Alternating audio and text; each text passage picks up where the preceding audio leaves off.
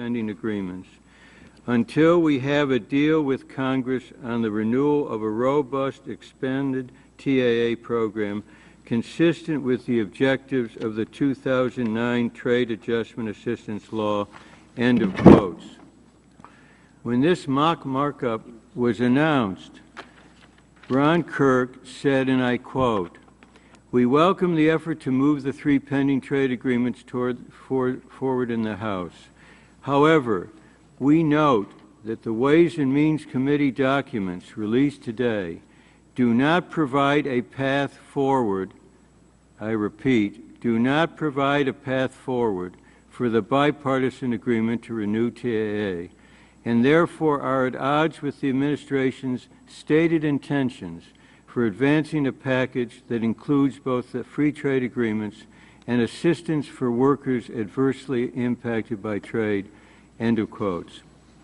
Just such a deal was announced 10 days ago. Today, the Senate is holding a similar mock markup on the FTAs, and they are including the TAA language presumably agreed to by some Republicans. So the question for Republicans on the committee today is, why are you proceeding this way?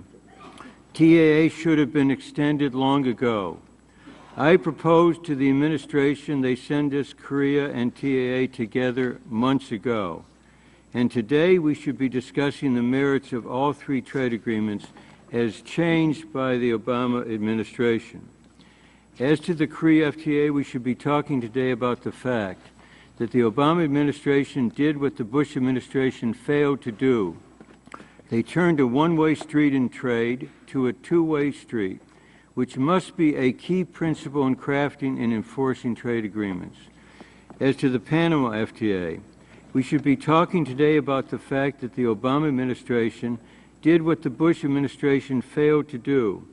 They negotiated an agreement to address tax haven concerns, and Panama has acted before congressional consideration to bring their labor laws into compliance with international standards, the standard now within the FTA itself.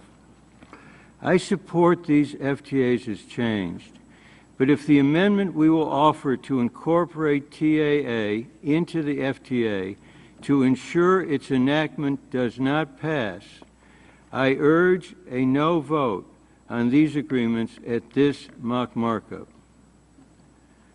We should certainly be talking today about the Colombia FTA, where there exists a major flaw in the implementation language that must be addressed. What has held up consideration of the Colombia FTA are labor practices and laws that do not meet international standards, violence against workers, and impunity for those who committed the violence. The development of an action plan on worker rights and its agreement between our government and the Colombian government represented a vital prerequisite to action on the Colombia FTA. Republican total refusal to include in the implementation bill a reference to the agreement on an action plan addressing the core issue which had prevented consideration of the FTA, and the administration's acquiescence to that refusal are totally unacceptable. As such, the implementation language is not satisfactory, and we will offer an amendment today that says, before the administration provides for entry into force of the Colombia FTA, they shall make a determination that Colombia has met their obligations under the action plan as of the date of entry. This is a vital improvement to the legislation for the following reasons. 1, there are numerous important commitments under the action plan that are scheduled to be completed after a likely vote on the Colombia FTA, most of these commitments by the end of this year. Entry into force of the FTA would take at least 6 months after a vote, so linking the FTA to the action plan would add further assurance for completion of action plan commitments. 2, very importantly, the FTA includes a fully enforceable worker rights standard, and that makes it vital to include a clear reference in the implementation legislation to the action plan and its specific provisions. They provide an important context for future enforcement of the FTA worker rights standards. 3, it would also signal that the administration is fully committed to enforcing worker rights under the FTA. The Santos administration has taken some important steps to date to implement the action plan.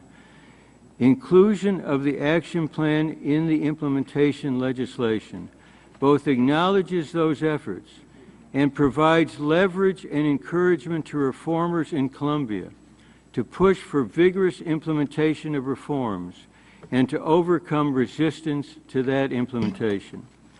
Worker rights and the action plan deserve to be elevated, not relegated. They need to be focused on and not shunted aside.